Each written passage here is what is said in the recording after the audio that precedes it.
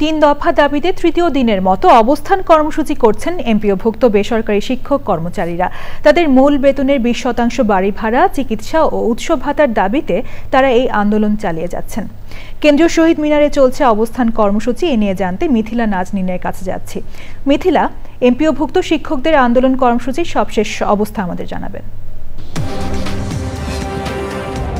সবশেষ খবর, বেলা 12টার সময় তাদের সচিবালয় অভিমুখে লং মার্চ করার ঘোষণা ছিল, কিন্তু সরকারের তরফ থেকে এখানে সময় নেওয়া হয়েছে বেলা 4টা পর্যন্ত, যে এই সময়টা পর্যন্ত তারা এখানে অবস্থান করুক, তারপরে সরকার তাদের সিদ্ধান্ত জানাবে এখানে আন্দোলনরত কিংবা অবস্থান নেওয়া শিক্ষকদের।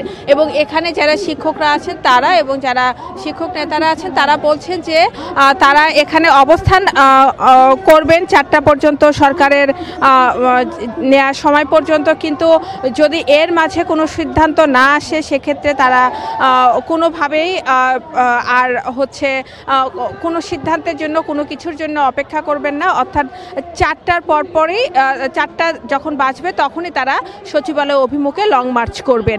এখন পর্যন্ত এ ধরনের সিদ্ধান্ত জানা আছে।